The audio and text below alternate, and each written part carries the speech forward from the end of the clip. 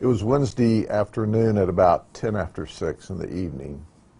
And here's what occurred. We had a black Infiniti that was southbound on Highway 17, just south of Homeland and just north of Fort Meade. We had a dump truck, a Freightliner, that was northbound on Highway 17, and this is a 4-lane divided highway. We had a white Jeep Compass that was northbound on Highway 17. For unknown reasons, when deputies arrived, we found that the Infiniti had spun across the grass median, glanced off of the dump truck, and was T-boned by the white Compass. Ultimately, we had one white male, 21 years of age, that was killed. We had a black male, 28 years of age, in the Infiniti with a white male that was seriously injured, and he was airlifted to Lakeland Regional Trauma. And then we had the two men. One was 67, the other was, I think, in his 50s. They were slightly injured and were taken to Bartow, to the hospital. The two men in the white Compass were preachers, by the way, on the way to a meeting. So the investigation's underway, and the white Freightliner has a forward-looking camera. So with the permission of the truck owner, we looked at the camera, and voila, we saw another vehicle. It turned out to be this ice cream truck. Now, we couldn't tell this from the beginning, but we had wondered what caused the black Infiniti to lose control and run across the median strip.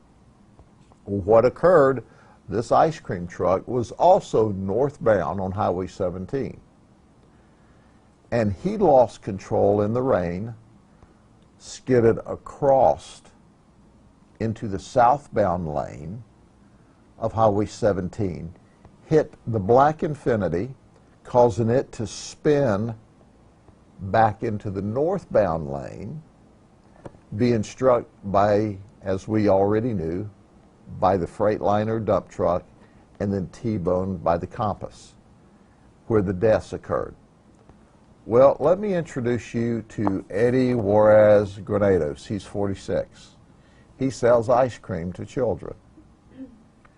So when he lost control, spun across the intersection, clipped the Infiniti, causing the Infiniti to lose control and spin back into the northbound lanes, and the crash happened, does Eddie stop? Eddie doesn't stop. You know why Eddie doesn't stop? Eddie doesn't have a driver's license. Do you know why Eddie doesn't have a driver's license? He's in the country illegally. That's right. He's an illegal immigrant into the country from Mexico.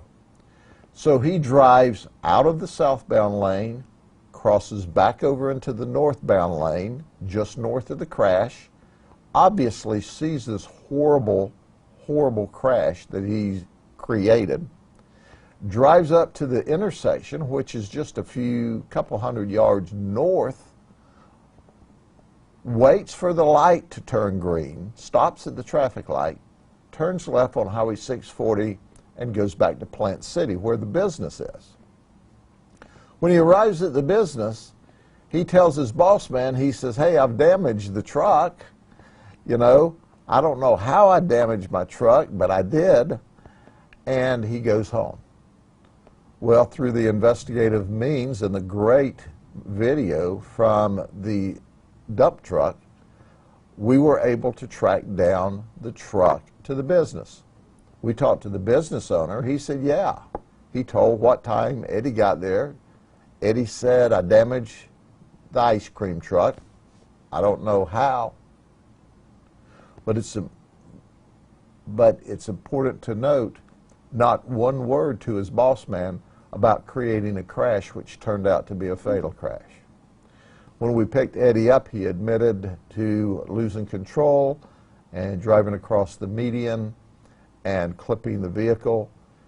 He spontaneously said that when we read him his rights, he decided he didn't want to talk to us anymore. So let's get this right. You're in the country illegally. You're driving without a license.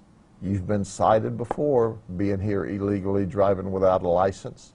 You're still in the country, and now you've killed a 21-year-old kid who would be alive and well if you were in Mexico, where you should be. What don't people understand?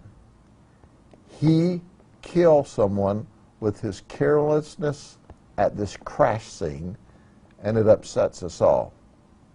So at the end of the day, I've got a word for Eddie. Eddie, we don't serve any ice cream in the jail. There won't be any crunchy cones. There won't be any chocolate or strawberry or vanilla or raspberry. There will just be a jail cell with food. He's charged with 3 counts of leaving the scene of a crash with property damage, 3 counts of leaving the scene of a crash with injury, and 1 count of leaving the scene of the crash with death. So at the end of the day, we have a dead person, we have significantly injured people because of his outrageousness. All he had to do was stop. All he had to do was stay there.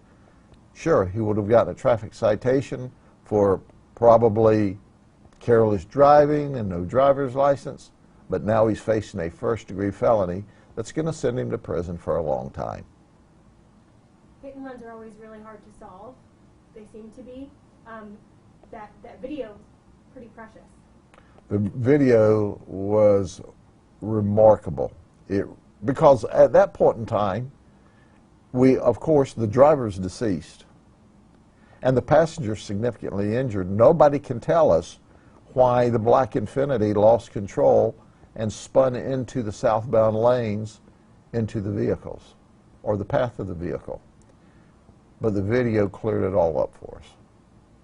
And at the end of the day, I appreciate the honesty of the ice cream truck owner. He cooperated fully and made it easy. We worked also, and we appreciate the help of the Plant City Police Department. They worked diligently with us in this investigation. So at the end of the day, we plan to send Eddie to prison for a long time.